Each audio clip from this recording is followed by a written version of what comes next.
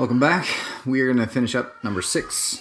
This one's going to be a little bit tricky. It's a little bit more intuitive. Well, not intuitive. It's a little bit more conceptual. So there's a lot of different pieces here where you are explaining a lot of things, very little where you're calculating it. It actually throws in a few new items for you, although these items really are described entirely in the paragraph. And what you do with them is something you already know what to do with. So anyway, let's get started. We're going to start off with number 6, part A. And it says, just describe the population for which it's appropriate for Emma to generalize the results. And really what we have to go back to is like, who was it talking about? Where did they get the information? And what was the population of interest at the time? And so Emma is looking at a 1-bedroom apartment. She got a random sample of 50 1-bedroom apartments from a website, and it was a voluntary list. So first of all, things I want to mention is the fact that it's random. So that's a good thing, but it's also voluntary. So in that respect, if I'm trying to look at this in some type of scientific explanation, voluntary response samples really don't hold a lot of weight, but that really doesn't come into play in the question. The people that I want to focus on here, and you can see my responses off to the side here, the population of interest is really the rental prices for the 1-bedroom apartments in that city that was on the website. So really, that's who we were talking about. Otherwise, we really don't have any other application. If it's another 1-bedroom apartment that wasn't able to list on the site, or it didn't really get to people that were outside of the city, that's not a part of this problem. So really, I'm looking at where did my information come from, and it was about rental prices for 1-bedroom apartments in a particular city that were listed on a particular website. And really, to get credit for that part of thing, there's another Zoom call going on if you can hear stuff in the background. The part that happened that it was really important was the fact that you had to, number one, you just simply had to list out it was the correct population was 1-bedroom apartments from the website, and that's it. If you said that's who you were talking about, then you got full credit for this. Okay, part 2, or part B, it wants to estimate the typical rental price for a 1-bedroom apartment in this city. Right? Based on this distribution, what's the disadvantage of using the mean rather than the median? This was a really easy part. We know we have a skewed right distribution. You can see that right there as it's going off to the right side. That tail would pull out here. And so it's a bad idea because the mean is sensitive to outliers. We call that non-resistant measures. A better measure would have been to use the median value, but we don't use the mean because it is skewed to the right. This would cause an increase in the mean price relative to the typical, or compared to the typical price. So the average would look higher than you would expect it to be. Okay, to get full credit for that, the only thing you had to do there was identify that the mean would have been an overestimate of a typical price. Okay, part 3, part C, however you want to label it. It's asking us, instead of using the sample median as a point estimate, Emma wants to use an interval estimate. And so, however, computing an interval requires knowing the sample distribution from a sample median for sample sizes of 50. Emma has 1 point, her sample median, and in that sampling distribution, so using the information about the rental prices that are available on the website, describe how someone would develop a theoretical sampling distribution. Keyword there, sampling distributions. We talked about this kind of distribution using means. Changing it over to the median value isn't going to change anything. It means that instead of taking lots and lots and lots of samples of size 50, I'm going to be finding the medians of each of those values. We had done it in the past where we talked about the mean values. We're talking about sampling distributions of the sample means. There's no difference in changing it to median values. And that's how you would do it, right? You would collect as many samples as possible of size 50 and calculate the medians of each. Those median values would constitute the sampling distribution of your medians, or your medians. To get full credit for this piece, you had to... let me back up a minute. In part one. So it scores it into four sections, right? Part A and Part B consists of Part 1. And let me back up.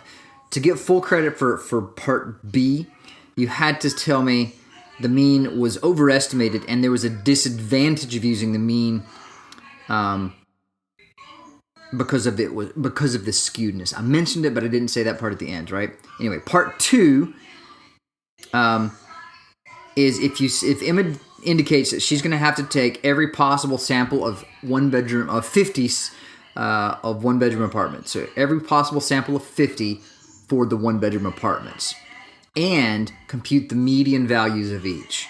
If you mentioned those two things, you get full credit for Part 2.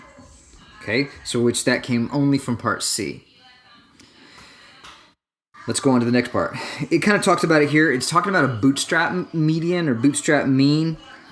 In the bootstrapping process, it's kind of like, how can I get around, although I really can't take samples? How can I try to take samples of size 50 and try to get around this in a different way? So it's kind of like faking it.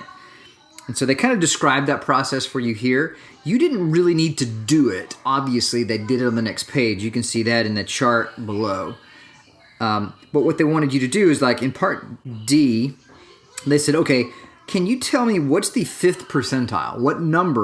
What median price represents the 5th percentile? Well, if they took 15,000 samples, then if I multiply by 0.05, it's going to tell me that the 750th person in line represents the 5th percentile for prices. So what I did was I simply counted up the values until I got to 750. Well, it was kind of obvious that when you got to 1899, if you hadn't gotten there by that point, well, then that number, 2,500, is going to represent that number. So the 750th place in line in terms of numerical value, that's going to be my 5th percentile.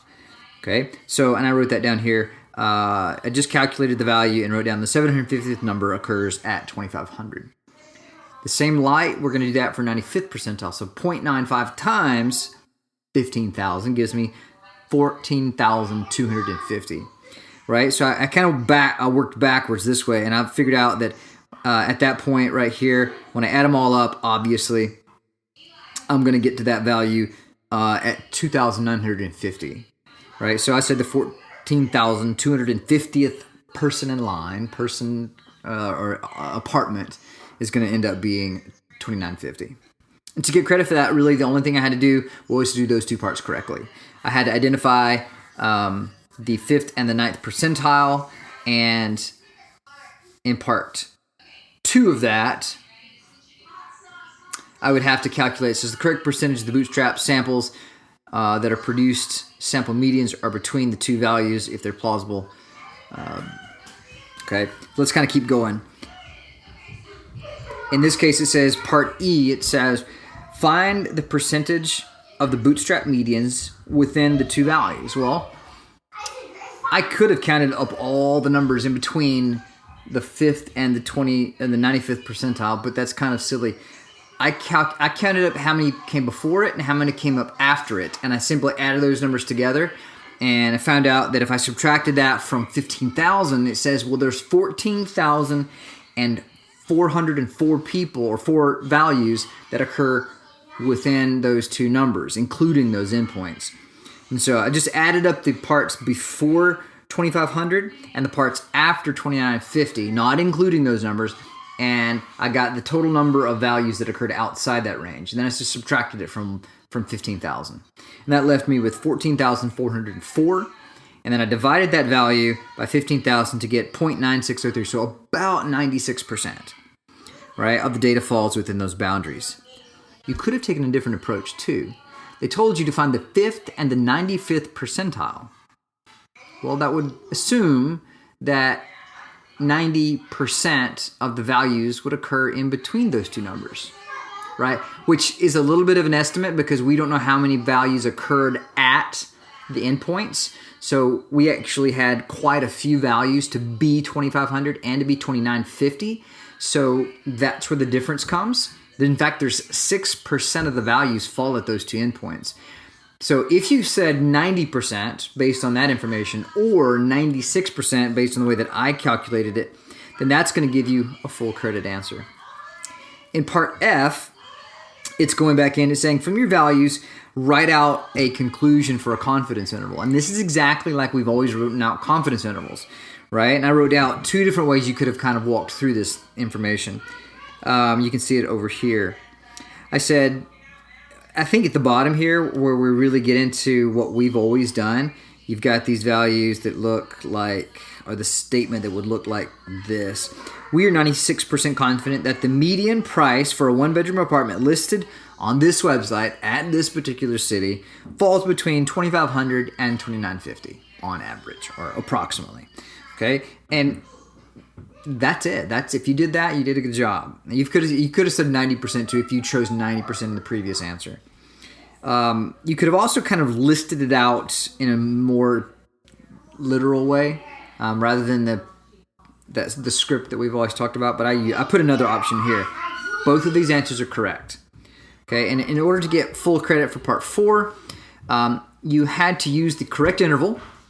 You had to say that it was an approximately 90% or 96% interval, and you had to put it back into context of the problem. You had to talk about the 1-bedroom apartments. And that's the way that I've always interpreted confidence intervals, and I've always graded them. So if you did all 3 of those things, then you would have gotten full credit for for the 4th section that they're going to consider. Okay? I'm going to attach the key to this as well, so you can kind of score yourself if you want to look through this one. This was actually a relatively easy question to read through and score. Not a lot of variety in answers here because it was kind of specific. So take a minute, look through this. If you've got questions, please respond. This is a good question to look at. This was one of those investigative tests. I think this is going to be along the lines of they're going to give you something like this where you kind of have to bring together a lot of different aspects that you've studied before and try to apply them in a new problem. So hope this made sense. If you haven't done the 2019 problems, then you're going to have to go back and try them. I highly recommend it. Next week, we're going to be looking at 2018, and can I just keep in this process going?